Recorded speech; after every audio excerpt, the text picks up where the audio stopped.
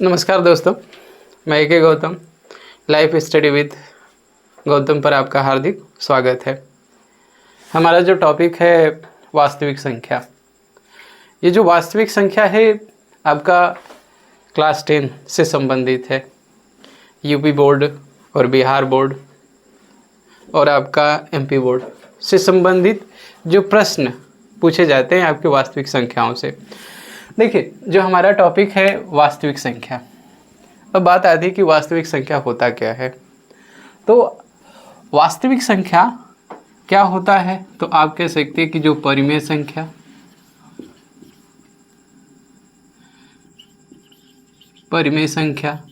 और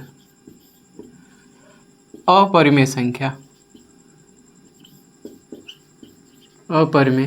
संख्या को सम्मिलित रूप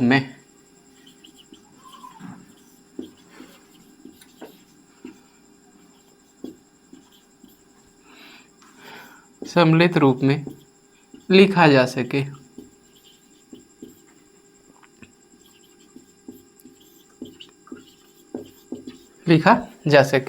देखिए, हम इसे वास्तविक संख्या कहते हैं।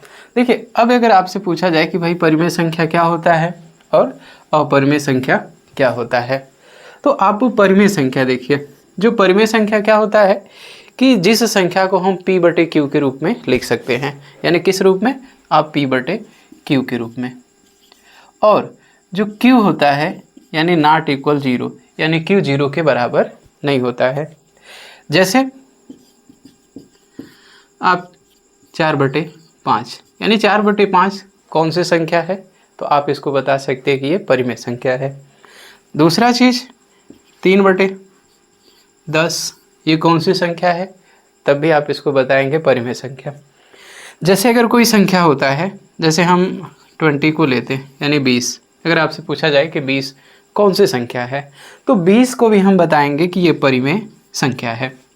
अब देखिए, एक चीज़ और आता है कि 3 से ही 2/5, ये कौन सी संख्या है, इसको भी हम परिमेय संख्या कहते हैं। परिमेय संख्या के साथ साथ हम इसे क्या कह सकते हैं, एक वास्तविक संख्या है। जैसे आपने देखिए, पहला पॉइंट आपने जाना क्या कि परिमेय संख्या और अपरिमेय संख्याओं को जब हम सम्मिलित रूप में लिखते हैं तो वो संख्या क्या होती है, एक वास्तविक संख्या होती है। जैसे 4/5, 3/10, 3 से ही 2/5 और 20, ये सभी आपकी कौन सी संख्या होती है, आपकी परिमेय संख्या। एक और आपकी परिमेय संख्या होती है, जैसे आप देखिए, यानी कड़ी में 64। अब कड़ी में 64 की वैल्यू क्या होती है, तो आप कह सकते हैं कि भाई 8 होता है। अब जो ये 8 है, ये कौन सी संख्या है, आपका परिमेय संख्या है। अगर आपसे बात किया जाएगा कि 121 कौन सी संख्या है, तो आप 121 को भी बता सकते हैं कि ये आपकी परिमेय संख्या है। देखिए, परिमेय संख्या को आपने जाना कि वे संख्या है जिसे हम p/q के रूप में लिख सकते हैं और जो q 0 के बराबर नहीं होता है। अब देखिए, एक और आपका पॉइंट आता है कि अपरिमेय संख्या क्या होता है। देखिए, आपका अपरिमेय संख्या,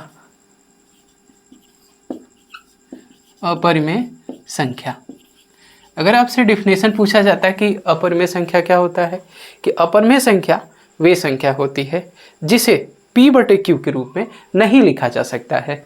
आप किसके रूप में नहीं लिख सकते हैं, p/q के रूप में नहीं लिखा जा सकता है, नहीं लिखा जा सकता है। हम उसे भी क्या कहते हैं, अपरिमेय संख्या। लेकिन जो q क्या होगा, नॉट इक्वल 0, यानी q किसके बराबर नहीं होना चाहिए, 0 के बराबर नहीं होना चाहिए।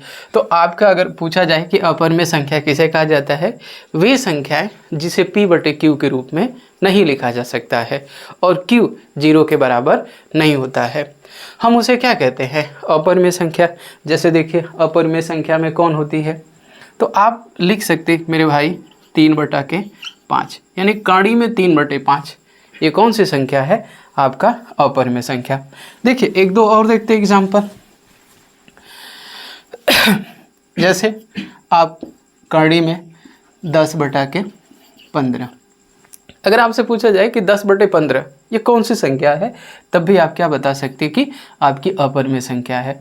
तो पहला पॉइंट क्या था कि अपरिमेय संख्या और परिमेय संख्या को सम्मिलित रूप में लिखा जा सकता है, हम उसे क्या कहते हैं, वास्तविक संख्या। दूसरा चीज, अगर आपसे पूछा जाए कि जो वास्तविक संख्याएं होती हैं हम उसे सरल रेखा पर भी व्यक्त कर सकते हैं। अब देखिए पूछा गया कि वास्तविक संख्या को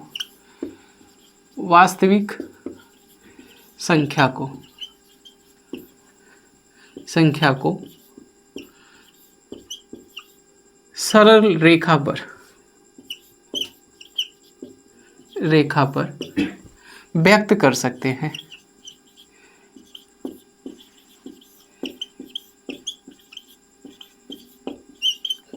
सकते हैं।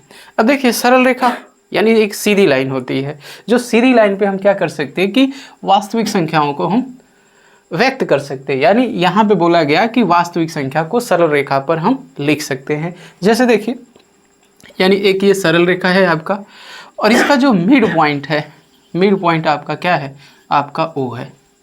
अब देखिए एक साइड, यानी ये साइड हमारा क्या होता है, ऋणात्मक, और एक हम इसको क्या ले सकते हैं मेरे भाई, धनात्मक।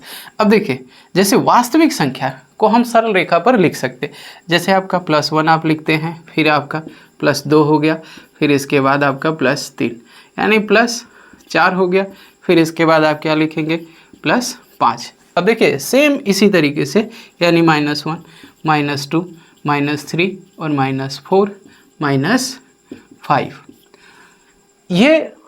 ये सभी संख्याएं क्या है, आपकी वास्तविक संख्याएं हैं। तो देखिए यानी दूसरा पॉइंट हमारा ये था कि वास्तविक संख्याओं को आप सरल रेखा के रूप में लिख सकते हैं। तो देखिए ये एक आपकी सरल रेखा है, हम इसको प्लस और माइनस के रूप में भी लिख सकते हैं। दूसरी चीज, अगर आपसे पूछा जाए कि जो वास्तविक संख्याएं हैं आपकी, देखिए वास्तविक, अगर आपसे पूछा जाए कि वास्तविक संख्याएं धनात्मक और ऋणात्मक होती हैं, धनात्मक और ऋणात्मक होती हैं, ऋणात्मक होती हैं, ऋणात्मक होती। ये सभी संख्याएं क्या होती हैं, एक आपकी वास्तविक संख्या।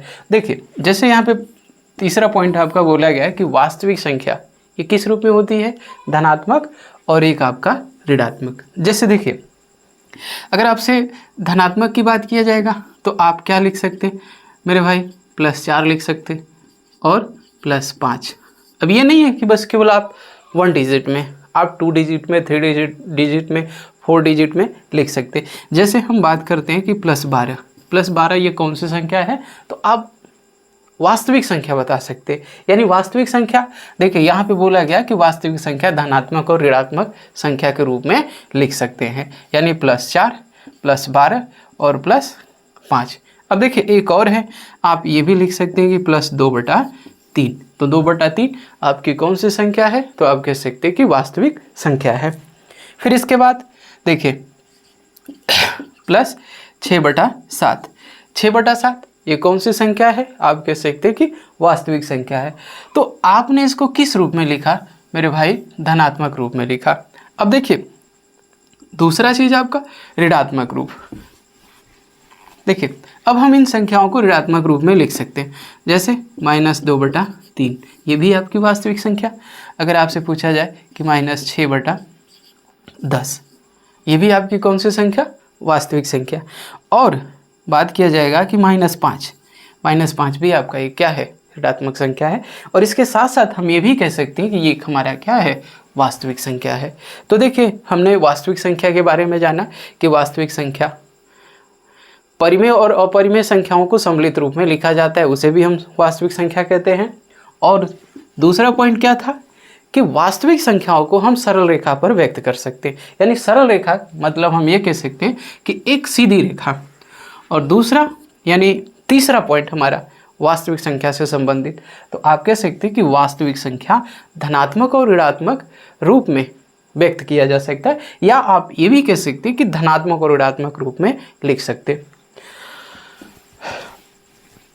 अब देखिए हमारा जो अगला टॉपिक है वास्तविक संख्या से संबंधित, तो इसमें एक और टॉपिक आपसे पूछा जाता है कि अभाज्य संख्या, है ना। अभाज्य संख्या क्या होती है और आपका भाज्य संख्या। तो यहाँ पे ये क्वेश्चन आता है कि जो भाज्य संख्या होती है अभाज्य के गुणनफल के रूप में इसे लिखा जा सकता। तो आप एक चीज़ जानिए इससे पहले कि भाज्य संख्या होता क्या है। देखिए यानी भाज्य संख्या, भाज्य संख्या और एक आपका अभाज्य संख्या।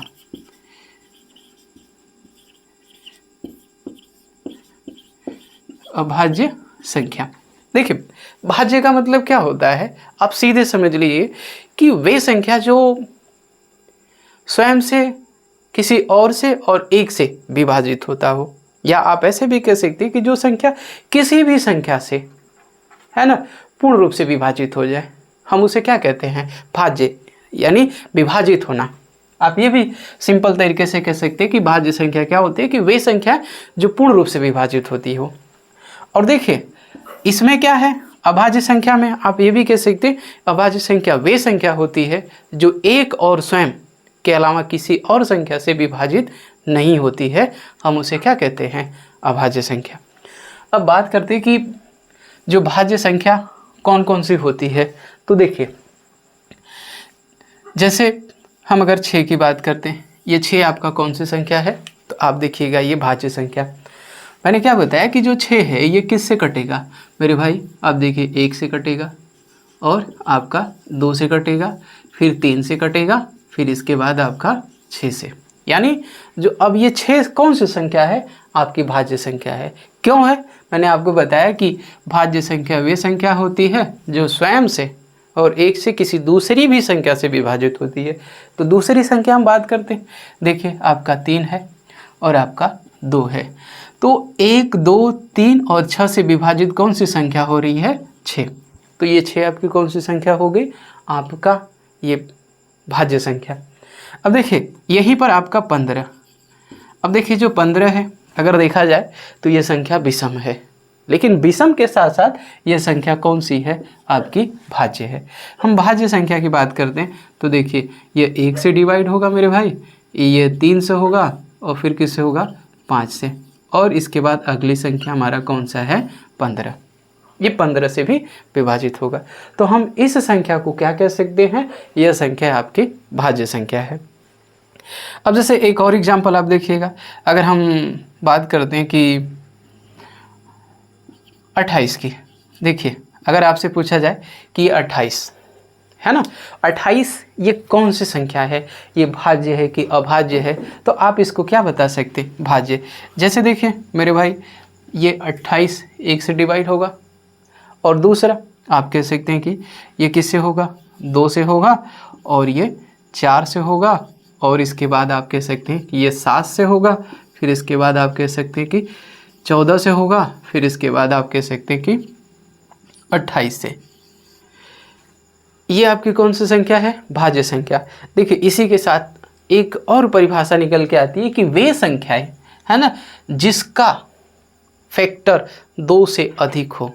यानी देखिए 1, 2, 3, 4 ये कौन सी संख्या है, आपकी भाज्य संख्या है। 15 कौन सी संख्या है, यानी आप कह सकते हैं कि भाज्य संख्या। 28 कौन सी संख्या, ये भी आपकी भाज्य संख्या।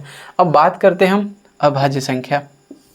अब देखिए अभाज्य संख्या क्या होता है कि वे संख्याएं, आप बोल सकते हैं कि वे संख्याएं एक और स्वयं से विभाजित हो, स्वयं से विभाजित हो, हम उसे कौन सी संख्या कहते हैं, अभाज्य संख्या। अब देखिए इसी के साथ आपसे एक और क्वेश्चन पूछा जाता है कि सबसे छोटी अभाज्य संख्या कौन सी होती है ना। जैसे आप देखे होंगे कि 1 है, 3 है, 2 है, 5 है। अगर आपके सामने हम ऑप्शन रखता हूं,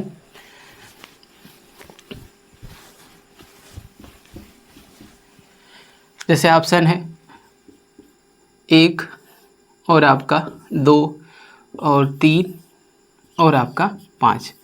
अब देखिए 1, 2, 3, 5, अब इसमें से क्वेश्चन पूछेगा कि निम्नलिखित में से या निम्नलिखित में से कौन सा संख्या यानी सबसे छोटी अभाज्य संख्या है, यानी 1 2 3 5 में सबसे छोटी अभाज्य संख्या कौन है। तो सबसे छोटी अभाज्य संख्या कौन होती है, 2 होती है। अगर आपसे पूछा जाए कि भाई 2 कैसे होगा, आप ये देखिए 2 यानी किससे डिवाइड होगा, आप कह सकते हैं कि 1 से और आपका 2 से। और ये भी देखिए 3 भी आपकी क्या है, अभाज्य संख्या है। हम 3 को कैसे बता सकते हैं, देखिए 3 1 से डिवाइड होगा और आपका 3 से भी होगा। और देखिए दूसरा क्या है मेरे भाई, आप 5 की बात कीजिए, देखिए 5 किससे डिवाइड होगा, आप कह सकते हैं 1 से और स्वयं से। तो ये संख्या कौन सी हो गई, आपकी भाज्य। अगर और डाउट क्लियर करना हो तो आप देखिए 13 की बात करते हैं, है ना 13। अब ये 13 कौन सी संख्या होगी, आपकी भाज्य होगी, ये अभाज्य होगी। तो देखिए जो आपका 13 है, ये 13 आपकी कौन सी संख्या है, ये आपका अभाज्य है।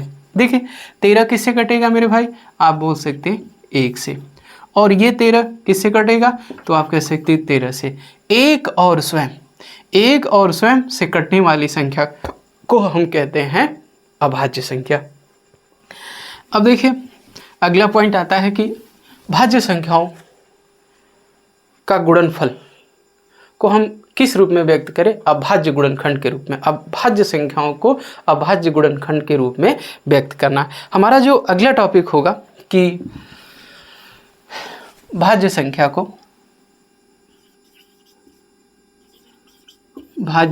को अभाज्य गुणनफल के रूप में व्यक्त करना, गुणनफल के रूप में व्यक्त करना।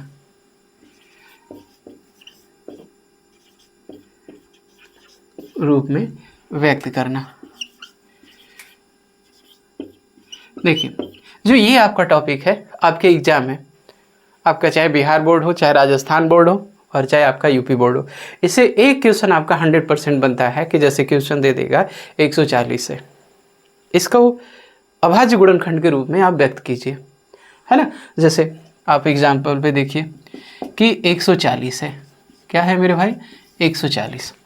अब आपसे पूछा गया कि 140 जो संख्या है यानी इसको हम किस रूप में व्यक्त करें, अभाज्य गुणनफल के रूप में व्यक्त करें। तो सबसे पहले आप क्या कीजिएगा कि 140 का गुणनखंड कीजिए। अब देखिए 140 किससे कटेगा, तो आप सिंपल से बोल सकते हैं कि 2 से कटेगा। किससे कटेगा, 2 से। 2 सत्ते 14। अब देखिए 70 किससे कटेगा, तो आप बोल सकते हैं कि 2 से। तो देखिए 2 3 या 6 और 2 5 10। अब 35 किससे कटेगा मेरे भाई, तो आप 35 किससे काट सकते हैं, आप 5 से। 5 सत्ते 35 और 7 एकने 7।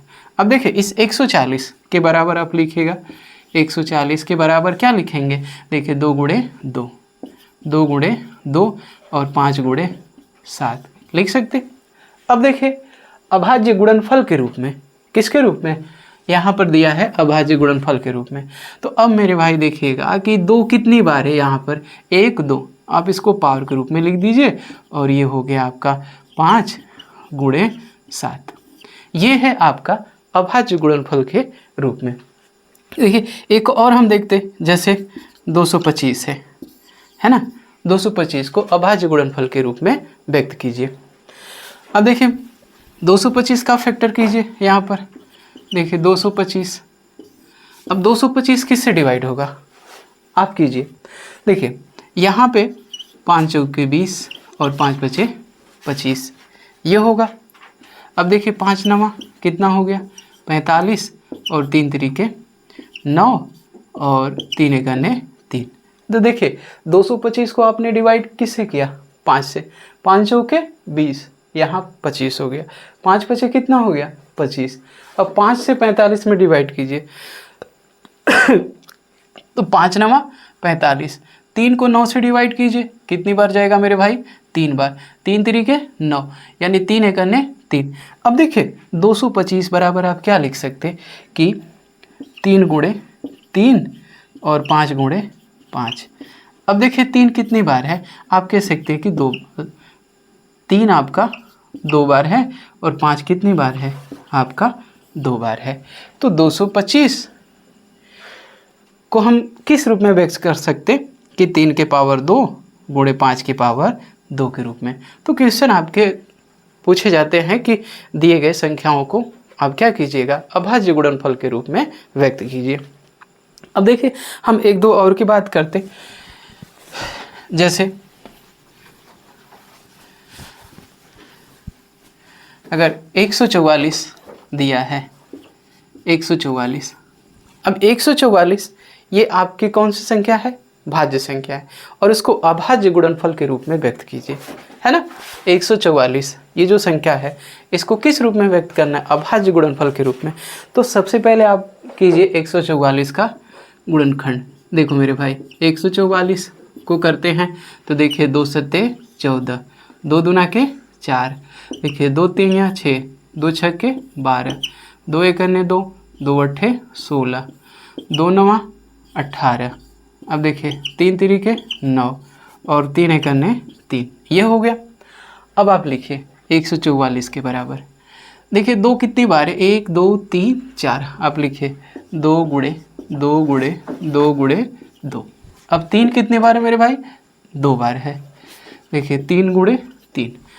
अब देखिए 2 कितनी बार है, 1 2 3 4, तो 2 के पावर 4, और 3 कितनी बार है मेरे भाई, तो 3 के पावर 2। ये है आपका भाज्य संख्या को अभाज्य गुणनफल के रूप में व्यक्त करने के नियम। अब देखिए हमारा जो अगला टॉपिक आता है कि HCF और LCM से संबंध क्या होते हैं। तो सबसे पहले हम आपको बताते हैं HCF ज्ञात करने के नियम, फिर इसके बाद हमारा अगला टॉपिक होगा LCM ज्ञात करने के नियम। फिर आपसे पूछे जाएंगे कि HCF और LCM के मध्य संबंध क्या होगा। फिर इसके बाद आपसे इसमें एक और चीज़ पूछे जाते हैं कि यूक्लिड विभाजन प्रमेयिका के आधार पर HCF ज्ञात कीजिए। तो सबसे पहले पॉइंट होगा हमारा HCF ज्ञात करने के नियम।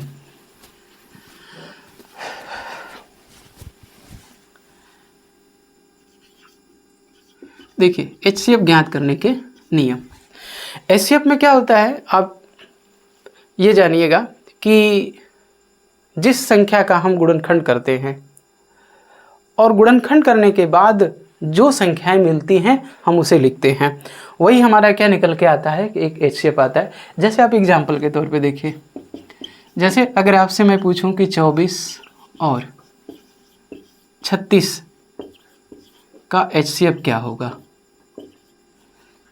का HCF क्या होगा, है ना, 24 और 36 का HCF क्या होगा। तो सबसे पहले आप क्या कीजिएगा, 24 का गुणनखंड कीजिए। देखिए 24 का गुणनखंड करते हैं, आप यहाँ भी कीजिए। देखिए 24 है, 2 एकन्ने 2, 2 दूना के 4, 2 छक्के 12 और 2 तेइयां 6 और 3 एकन्ने 3। अब देखिए 24 का गुणनखंड क्या है, 2 गुणे 2 गुणे 2 गुणे 3। तो आप लिख सकते हैं कि 2 गुणे 2 और गुणे 2 और गुणे 3। और उसी तरीके से आप 36 का कीजिए। देखिए 36 का गुणनखंड क्या होगा, तो आप लिख सकते हैं कि 18, फिर इसके बाद 2 नवा 18, 3 तिरिके 9 और आपका 3 एकन्ने 3, ये होता है। देखिए 36 2 गुणे 2 और 3 गुणे 3। अब आपको क्या फाइंड आउट करना है मेरे भाई, HCF। तो HCF आप यहाँ लिखिए, है ना। मैंने आपको HCF में ये बताया कि जो संख्याएं मिलती हैं हम उसी संख्याओं को लिखते हैं। तो आप ये देखिएगा इसमें कौन सी संख्या मिला, आप देखिए 3 मिला, और यहाँ देखिए कौन सी संख्या मिल रही है आपकी, 2 मिल रही है, फिर इसमें 2 मिल रहा है। तो आप लिखिए 2 गुणे 2 गुणे 3, 2 दूना के 4, 4 तिइयां 12। तो आप ये बोल सकते हैं कि 24 और 36 का HCF कितना होगा, आपका 12 होगा। जैसे एक और देखते कि 25 और, देखिए 25 और 105, 25 और 105 का HCF क्या होगा। तो आप उसी तरीके से देखिए 25 और 105 का फैक्टर कीजिए। तो हम यहाँ पे 25 का फैक्टर करते, तो देखिए 25 का जब करेंगे तो 5 पचे 25 और 5 एक अन्य 5। तो आप यहाँ लिखिएगा 25 बराबर 5 गुणे 5। 105 का आप गुणनखंड कीजिए मेरे भाई। तो देखिए 5 का करते हैं आप, देखिए 5 दूना के 10 और 5 एक अन्य 5। देखिए 3 सत्ते 21 और 7 एक अन्य 7। तो अब देखिए 105 यहाँ पे आप लिखेंगे 105 बराबर 3 गुणे 5 गुणे देखिए 7, है ना। अब मैंने आपसे कहा कि एचसीएफ ज्ञात करना है। क्या ज्ञात करना है मेरे भाई? एचसीएफ। एचसीएफ ज्ञात करने के लिए हम क्या करते हैं कि जो संख्याएं मिलती हैं हम उसे लिखते हैं। तो देखिए दोनों में आपका क्या मिला, आप कह सकते हैं कि एचसीएफ आपका कितना हो गया, 5 हो गया। देखिए अब हमारा अगला पॉइंट इसमें आता है एचसीएफ में।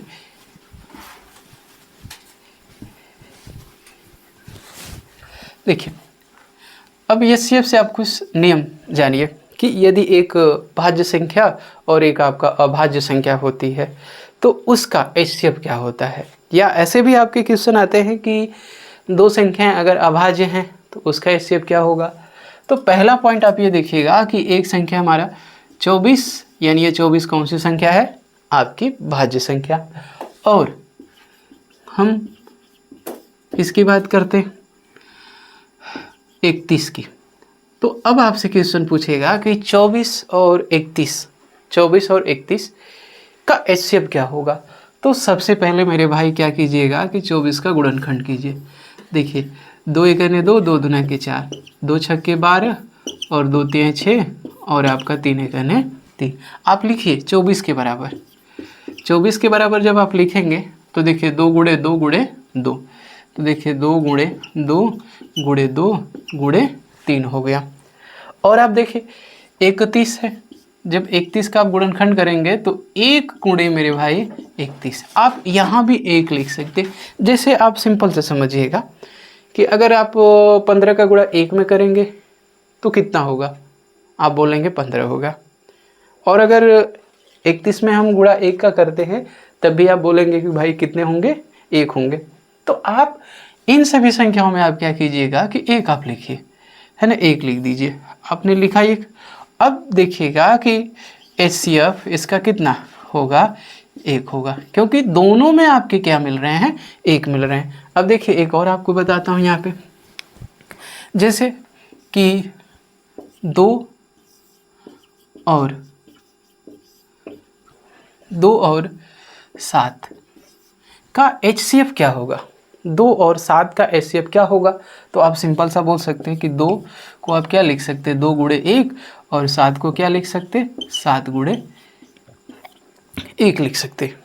अब देखिए दोनों में क्या सेम मिल रहा है मेरे भाई, तो आप बोल सकते हैं कि 1 है। तो एचसीएफ कितना हुआ, 1 हो गया। तो आप इसी तरीके से एचसीएफ आप फाइंड आउट कर सकते हैं। अब देखिए हमारा अगला टॉपिक होता है कि एचसीएफ ज्ञात करने की जो यूक्लिड थ्योरम है। तो यहाँ पे लिखेंगे यानी यूक्लिड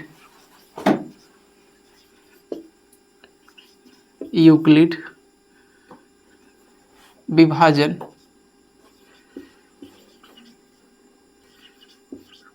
प्रमेय के आधार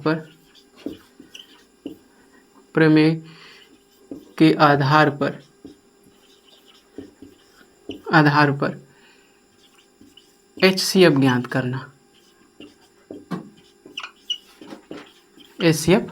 करना। देखिए ये आपका है यूक्लिड विभाजन प्रमेय के आधार पर एचसीएफ ज्ञात करना। जैसे देखिए एचसीएफ यानी कई तरीके होते हैं। अब देखिए हमारे जो क्लास 10th में आपके लिए एक नया नियम आता है कि यूक्लिड विभाजन के आधार पर क्या निकालना, फाइंड आउट, यानी एचसीएफ फाइंड आउट करना है। जैसे देखिए इस नियम को जानने से पहले आप एक नियम और जानते होंगे, भाग विधि। तो देखिए अगर आपको भाग विधि से एचसीएफ आता होगा तो ये आपके लिए क्या होगा, और आसान हो जाएगा। तो देखिए अगर भाग विधि नहीं आता है तब भी बता देंगे हम, और उसके आधार पर यूक्लिड विभाजन प्रमेय का आप कर सकते हैं। जैसे देखिए अगर आपसे क्वेश्चन पूछ दिया जाए कि हम 120 और 120 और 269, 120 और 269 का HCF क्या होगा, यूक्लिड विभाजन के आधार पर ज्ञात कीजिए। तो देखो मेरे भाई, आप सबसे पहले कौन सी विधि कीजिए, आप भाग विधि कीजिए, है ना। आप भाग विधि का यूज़ कीजिए और उससे आपका यूक्लिड विभाजन प्रमेय को हम यूज़ कर सकते हैं। तो सबसे पहले आप देखिएगा, इन दोनों संख्याओं में जो बड़ी संख्या होगा हम छोटी संख्या से उसमें डिवाइड करेंगे। तो देखिए आप यहाँ लिखिएगा 269 और 269 में आप किससे भाग करेंगे, तो देखिए 120 से।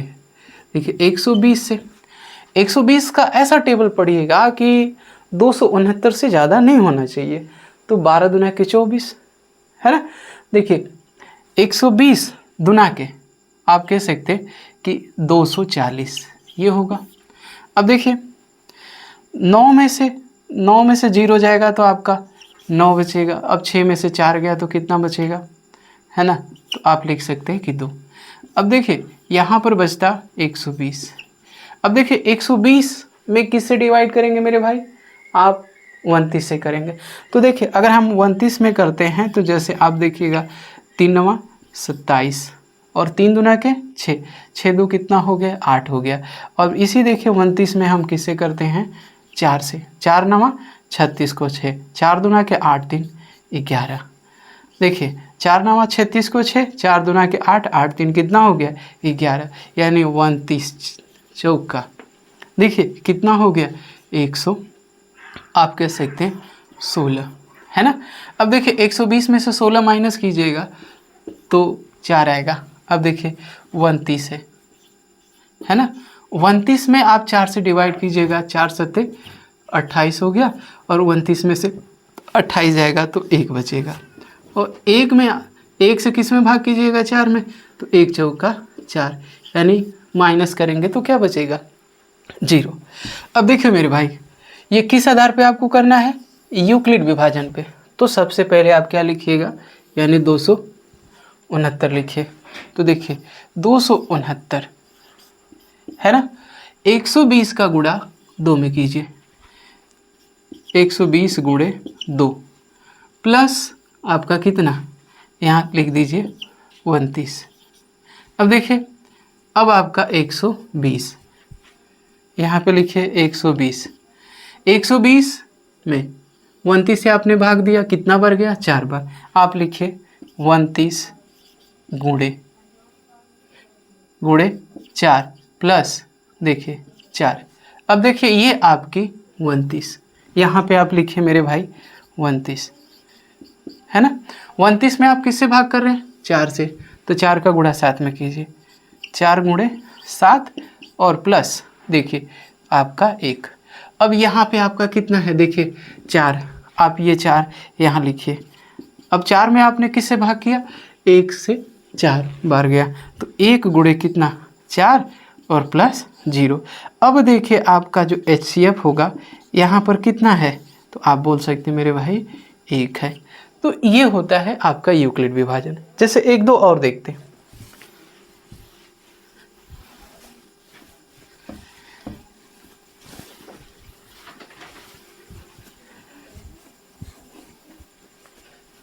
देखिए जैसे अगर हम बात करते हैं कि 25 और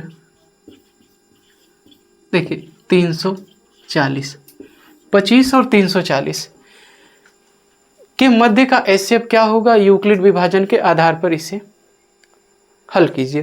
तो सबसे पहले आप क्या कीजिएगा कि इसे भाग विधि से सॉल्व कीजिए। देखिए 340 में आप किससे भाग कीजिए मेरे भाई, 25 से। देखिए अब 25 से आप भाग कीजिए तो 25 चौका कितना होगा, 100। 25 से आप ऐसा टेबल पढ़िएगा कि 340 से अधिक नहीं होना चाहिए। तो देखिए 25 गुणे 9, देखिए 9 बचे 45, 9 दुना के 18, 4 आपका 22, ये हो गया। हम ये कर सकते हैं इसको, देखिए 25 में 12 का 12 बचे 60, 12 दुना के 24, 24 12 पच्चे 60, देखिए 12 दुना के 24, 24 6 ये 30 हो गया। तो कितने बार जाएंगे मेरे भाई? ये 13 बार, है ना। तो आप लिखिएगा यहाँ पे 13। तो 25 में आप 13 का गुणा कीजिए। देखिए 3 पचे 15, 3 दूना के 6, 1 7, 1 पचे 5 और 1 दूना के 2। देखिए ये 5 हो गया, 7 5 12, 325। तो आप लिख सकते हैं कि 325। देखिए अब 340 में से 325 को माइनस कीजिए। तो 10 में से 5 गया, 5 हो गया। अब यहाँ बचा 4, 4 में से 2 गया तो कितना बचेगा? देखिए 2 बचेगा। अब 2 बचा, यानी अब किस में भाग करेंगे? 25 में। तो 25 है कहने 25, 25 में से 25 घटाएंगे तो क्या बचेगा? 0। अब हमें इसे किस आधार पे ज्ञात करना है? यूक्लिड विभाजन के आधार पे। तो सबसे बड़ी संख्या कौन सी है? आपका 340। आप लिखें यहाँ पे, देखिए 340 बराबर 25 का गुणा किस में कीजिए? 13 में, और प्लस आप कितना ऐड कीजिए मेरे भाई? यहाँ देखिए 25। अब देखिए अब यहाँ पे फिर 25 लिखिए, ये 25, ये 25 का गुणा किस में करेंगे? 1 में। 25 गुणे 1 प्लस 0। अब आपसे पूछा जाए कि इसका HCF क्या होगा, तो HCF आपका यही होगा। तो आप लिख सकते कि यूक्लिड विभाजन के आधार पर इन संख्याओं का HCF क्या होगा? आपका 25 होगा। तो देखिए यानी इसको जितनी बार आप करेंगे तभी आपको आएगा।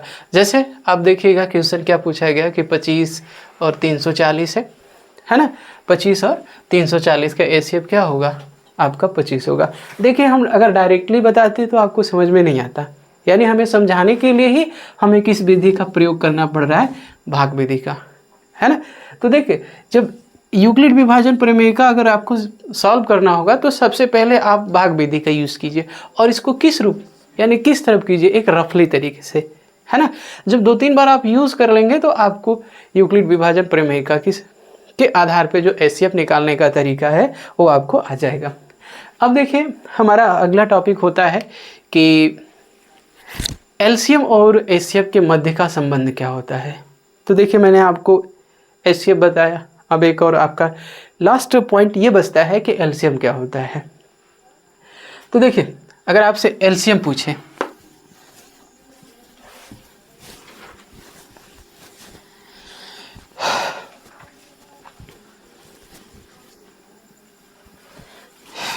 देखिए LCM क्या है मेरे भाई?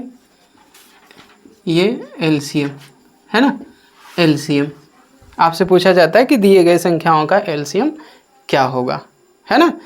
जैसे मान लेते हैं अगर हम 25 और 75, 25 और 75 का LCM क्या होगा, है ना। देखिए 5 गुणे 5, 25 को आप लिख सकते हैं 5 गुणे 5।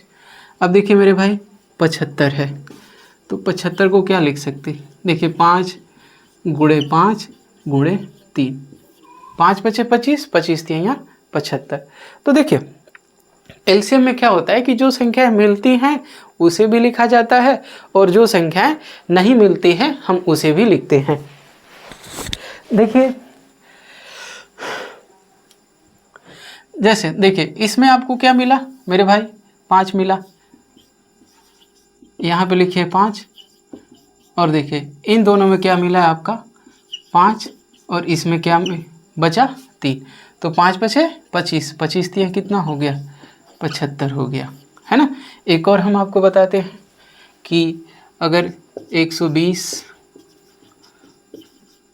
और जैसे 640 हो गया, है ना। 120 और 640 का LCM क्या होगा? तो 120 का आप क्या कीजिए?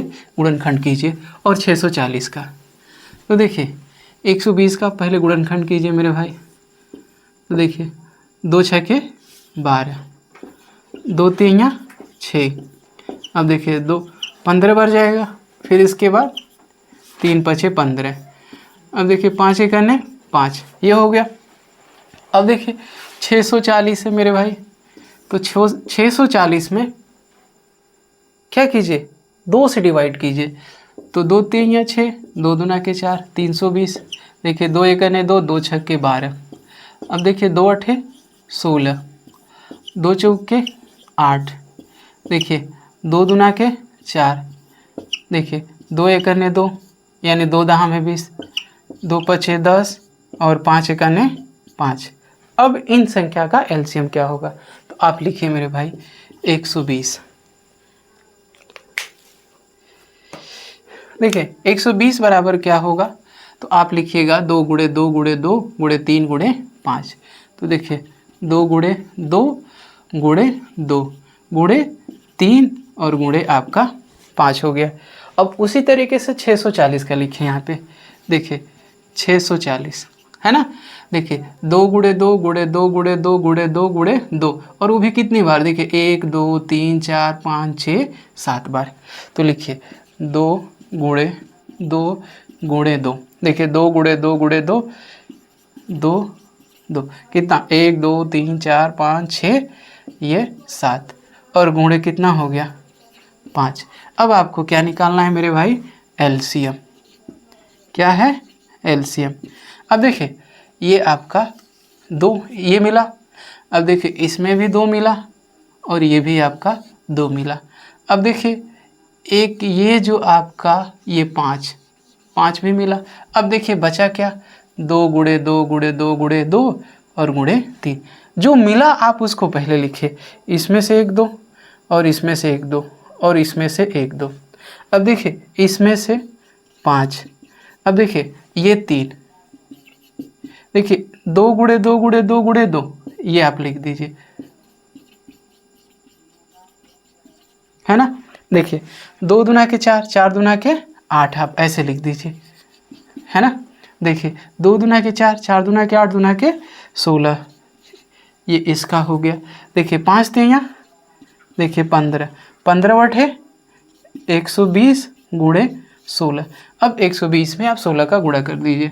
तो देखिए 120 में जब हम 16 का गुणा करते हैं, 6 शून्य 0, 6 दूना के 12, 6 कने 6, 1 7, 1 शून्य 0, 1 दूना के 2 और 1 एकने 1 0 2, 7 2 9, आपका 1920। तो अगर आपसे पूछेगा कि इसका एलसीएम क्या होगा, तो आप बोल सकते 1920, ये होता है एलसीएम। अब देखिए आपसे पूछे जाएंगे कि एलसीएम और एचसीएफ के मध्य संबंध क्या होगा।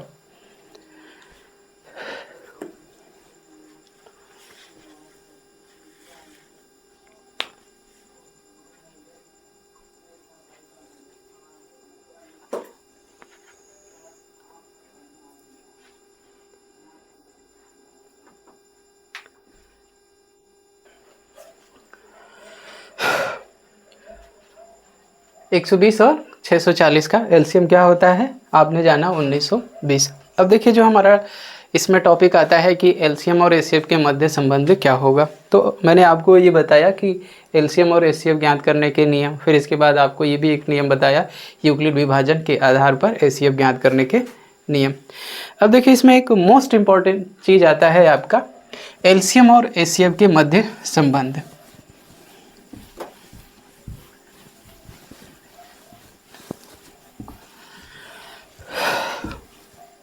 देखिए मेरे भाई एलसीएम और एचसीएफ के मध्य संबंध,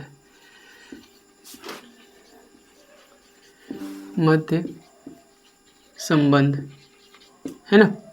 देखिए ये भी आपके एग्जाम की दृष्टि से इम्पॉर्टेंट है। और देखिए इसमें आपसे 2 संख्याएं देंगी और उसका एलसीएम और एचसीएफ के मध्य का संबंध ज्ञात करना होगा। और इसमें एक चीज़ और भी देगा, एलसीएम और एचसीएफ आपका दिया रहेगा, या तो पहली संख्या पूछेगा या तो आपकी दूसरी संख्या। तो देखिए सबसे पहले आप लिख सकते हैं कि 2 संख्याओं का गुणनफल, 2 संख्याओं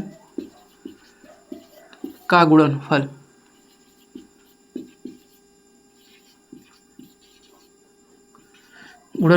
बराबर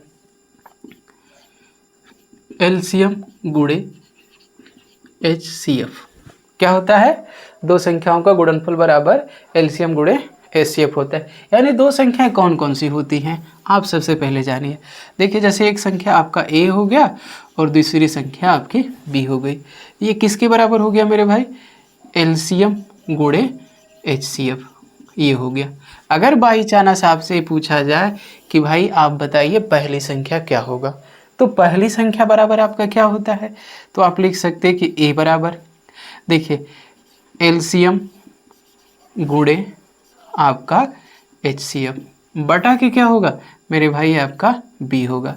एक रिलेशन ये हो गया।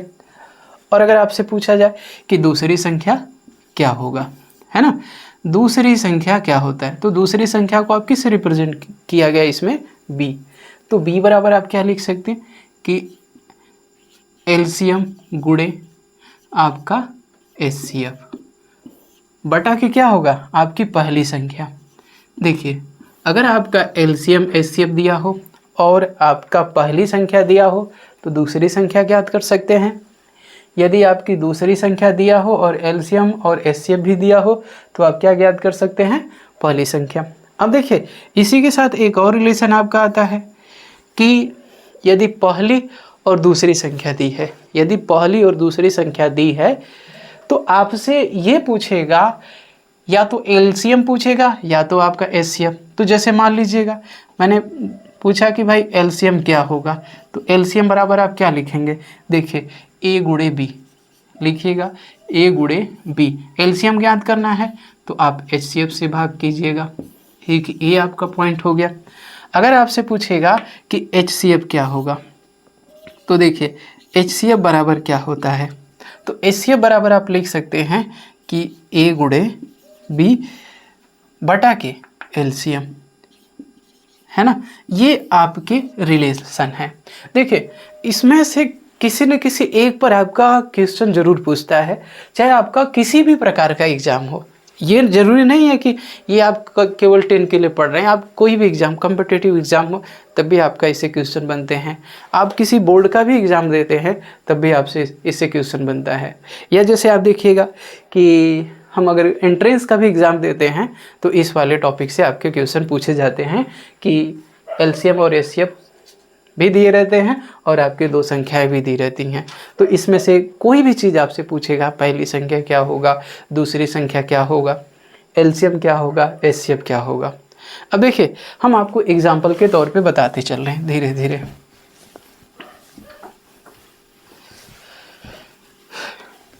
यदि आपका देखिए यदि आपका LCM, जैसे आपका एग्जाम्पल है एक, यदि आपका LCM, देखिए LCM अगर हम बात करते हैं कि 220 दिया है और आपका देखिए HCF आपका कितना दिया है, यानी 35 दिया है ना, कितना दिया मेरे भाई, 35 दिया है। और आपका इसमें ये भी दिया है कि A बराबर जो आपका 70 है, यानी पहली संख्या 70, LCM आपका 220, HCF आपका 35 और पहली संख्या 70। तो इसमें दूसरी संख्या क्या होगी, तो दूसरी संख्या आपसे पूछ रहा है यानी B। तो देखिए दूसरी संख्या बराबर क्या होता है, आप लिख सकते हैं कि LCM गुणे HCF अपान आप ये बोल सकते हैं पहली संख्या। तो देखिए LCM मेरे भाई कितना है, आप देखिएगा 220, लिखिए 220 गुणे HCF कितना मेरे भाई, देखिए 35 है ना, और पहली संख्या कितना है, 70 है। अब देखिए 35 से 70 में भाग कीजिए तो 35 दूना के कितना होगा, 70। अब देखिए 220 बटा के 2, 220 में आप 2 से डिवाइड करेंगे तो कितना होगा आपका मेरे भाई 110। तो ये आपकी कौन सी संख्या हो गई, दूसरी संख्या। तो क्वेश्चन क्या था, यदि लघुत्तम समापवर्त 220 और महत्तम समापवर्त 35 है तथा पहली संख्या 70 है तो दूसरी संख्या क्या होगा। तो आप देखिएगा कि दूसरी संख्या बराबर होता है लघुत्तम समापवर्त गुणे महत्तम समापवर्त बटा के पहली संख्या। लघुत्तम समापवर्त आपका 220, महत्तम समापवर्त 35 और पहली संख्या आपका 70। तो 220 गुणे 35 बटा के 70, 35 से 70 में जब भाग करेंगे तो कितनी बार जाएगा मेरे भाई, 2 बार जाएगा।